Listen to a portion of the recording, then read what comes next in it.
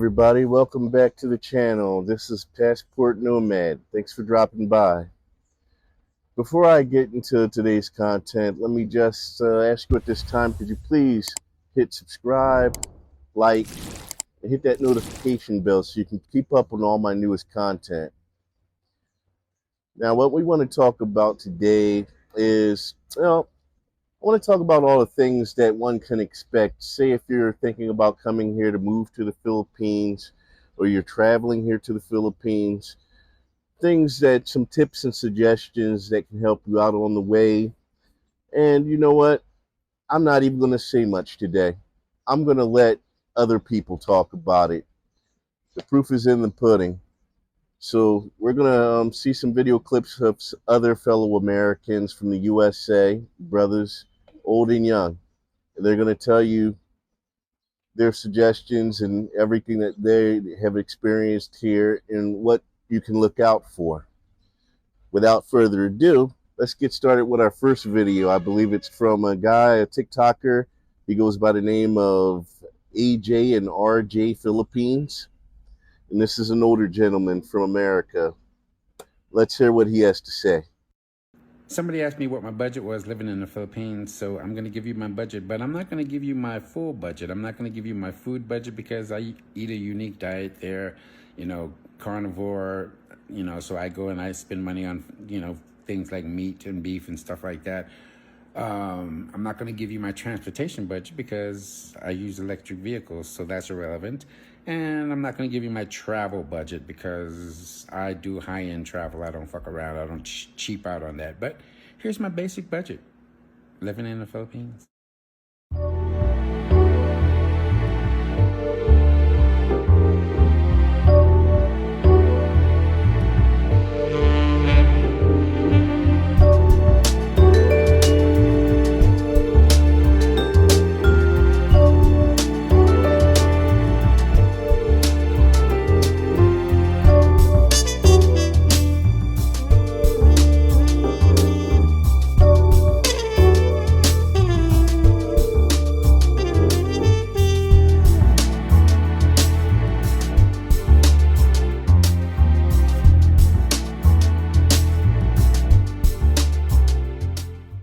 So that was AJRJ Philippines. I believe this guy, he is living here currently in the Philippines. I don't know his work schedule or everything like that, but he's been here for a while and he has a lot of information that he puts out.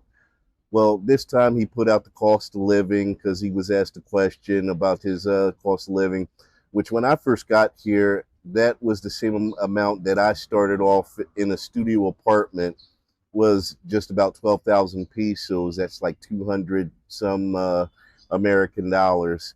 And since then I moved up. But it all depends on where you are, where you're located here in the Philippines, what you're used to, with whether you're living in the province or you're living in the city.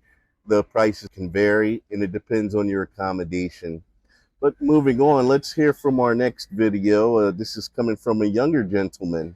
So let's see what he has to say about as he gives tips about the Philippines. 10 things you need to know before traveling to the Philippines from an American expat. 1, it's one of the better countries that you can receive a visa as a tourist, and that's important when you want to stay somewhere for longer than 30 days. 2, the closer south or to the province you go, you're going to wake up to some chickens, and it's unbearable, but after the first month, you're not even going to recognize or hear the chickens no more. You got it. 3, speaking of chickens, they fry some good chicken here. And you know it's fresh because you heard them screaming down the street just 2 days ago. So go to the block, say what's up to Tita, and go get you some of that chicken. Or if you got hair like me or just different, folks gonna look at you crazy. Now, they may either really, really admire your hair, they may even ask, can they touch it?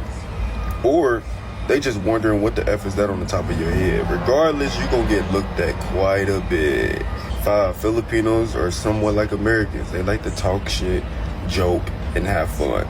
So if you ain't got a sense of humor, or if your feelings get hurt after words are being exchanged, you gotta grow out of that. Like, man, sometimes people are gonna laugh. You know how many times I get called Kawhi Leonard out here? I know about 15 Manny Pacquiao's. We all laugh, we all have a good time, and we keep it rolling. 6, basketball is like the most appreciated sport here in this side of the world. This little corner of the world, they rather die some basketball. So if you look like you play basketball, even if you look like you played 10 years ago, you're going to get asked, do you play basketball? They're going to invite you to the basketball court. And when you go outside to go play basketball, the whole village is going to come outside to watch you play basketball. It's a really cool experience. 7, Filipino women are extremely charismatic. These women are out here. Yeah. They know how to wrap you up. They know how to treat you for sure. Even if you're a tourist, even if we're just being friends, you're going to love the hospitality of a Filipino woman.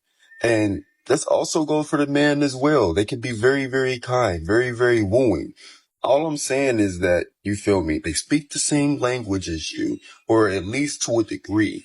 And we both speak flirtation. And before you know it, you just might end up married in like 3 months. It just can happen like that.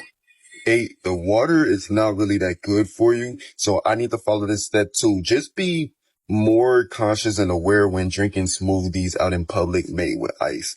And of course, daily activity using public water. Now, there are places where you can get spring water and alkaline water, but for the most part, we're using the regular stuff. And the regular stuff may make you sick as an American or as a foreigner. So keep that in mind. 9, your Filipino family will invite you out for a drink and y'all will be out until 7 a.m.